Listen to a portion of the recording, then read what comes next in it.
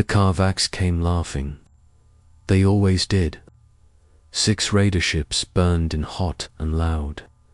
Docking clamps slamming into new Carthage Station like fists on a door they already owned. Bone-armored giants poured into the corridors, tusks carved with kill marks, shock mauls crackling blue as they swung at anything that moved. Civilians scattered. Screams ricocheted through steel hallways. Blood bloomed in zero gravity, drifting in lazy red spheres. A child's shoe floated past a ceiling vent, spinning slowly. A severed hand followed it, still wearing a wedding ring. The Kharvax stepped over both without slowing. They called it tax collection. The galaxy called it survival. Senior Maintenance Chief Elias Chan heard the first scream while recalibrating a grav coupler in Subdeck 9. Not panic. Not surprise. Finality. Chan closed his eyes for half a second. When he opened them, something had settled behind them, old, quiet, immovable. He wiped his hands on his grease-stained coveralls and keyed an ancient hardwired channel most of the station didn't even know existed. Maintenance crews, he said evenly. You hear that? You already know. Protocol Carthage is live. Lock it down.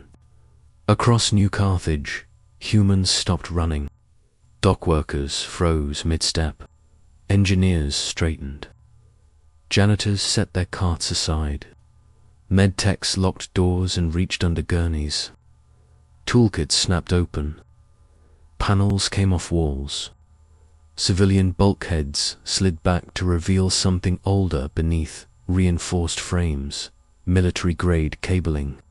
Weapons welded into place and forgotten by polite society. A few icons stayed grey.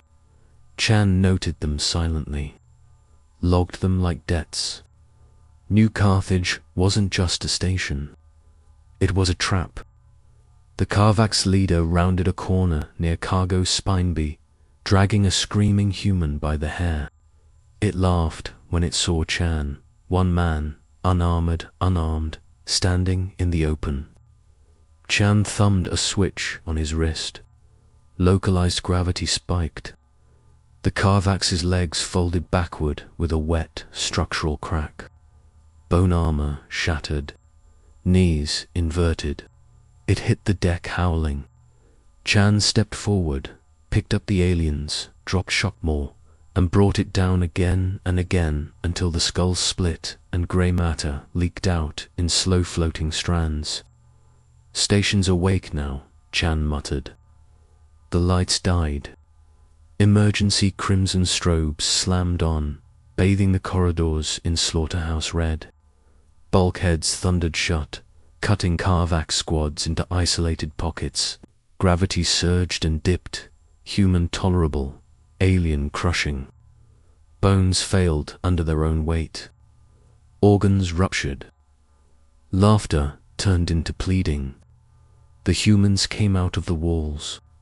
A dock worker fired a coil gun, jury-rigged from a cargo launcher.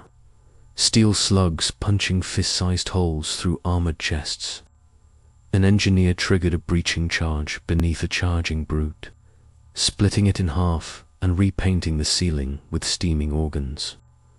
Fire suppression foam flooded a corridor, hardening instantly. 3 Kharvax froze mid-roar and suffocated inside their own armor. A human team died in Junction 12, caught before the gravity grid flipped. Chan rerouted power and erased the junction entirely. He didn't slow down. He moved through the station like a man following muscle memory from another life, rerouting corridors, venting compartments, turning cargo clamps into guillotines. In Cargo Spine C, he sealed the far bulkhead and dumped atmosphere. 2 Kharvax were pulled apart mid-stride, torsos separating from legs as blood flash froze into scarlet crystal shards. The survivors slammed into the wall, disoriented. Chan walked in and put 3 controlled shots through 3 faces. One twitched. He crushed its throat under his boot and kept moving.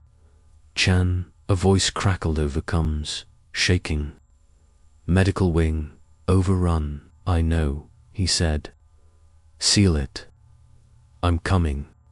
He arrived to find hell. Patients ripped from beds. Medtechs butchered where they stood. Walls slick with blood and chemical suppressant. A young nurse stared at him, frozen, gripping a scalpel so hard her knuckles had gone white. Chan took it from her gently. Eyes forward, he said. Stay behind me. The Kharvax charged. Chan met the first head-on, scalpel driven under the jaw. Brainstem severed in one clean upward motion. The second lifted him by the collar and lost its arm to a cutting torch fired by a dock worker Chan had trained 10 years earlier.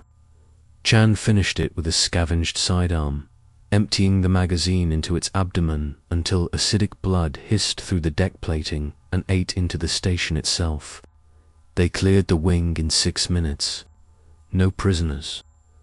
By the time the surviving Kharvax regrouped in Dock 7, they weren't laughing anymore. They were bleeding, broken, and afraid. Humans advanced in a silent line, work boots striking metal in unison, faces hard, weapons steady. No shouting. No rage. Procedure. Someone activated the external speakers. Old Terran war chants rolled through the dock. Drums. Voices about standing your ground. About dying together so others don't have to. The first volley erased the front ranks. The second finished the rest. The Kharvax leader crawled forward, tusks cracked, body ruined, eyes wide with something it had never learned before. Fear. We will leave, it rasped. We swear. Chan knelt so they were eye to eye. No, he said quietly. You won't.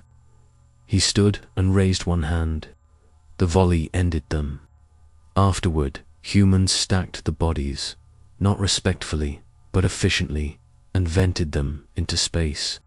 Alien corpses tumbled into the void, blood freezing into dark red halos as they spun. Before ejecting the Kharvax flagship, Chan tagged its transponder with a new classification code and uploaded everything. Unedited, uncensored, every scream, every rupture. Every moment the bullies realized they'd crossed the wrong species. The broadcast went out across Kharvax space during their prime hour. The final image showed Chan standing amid the wreckage, blood dripping from his sleeve, station smoldering behind him. We tried being nice, he said. Next time, we don't wait. The galaxy listened. Pirate routes bent away from human space. Slaver fleets vanished overnight. The Council quietly reclassified humanity as a containment class species, because humans don't win by being bigger. They win by deciding, enough.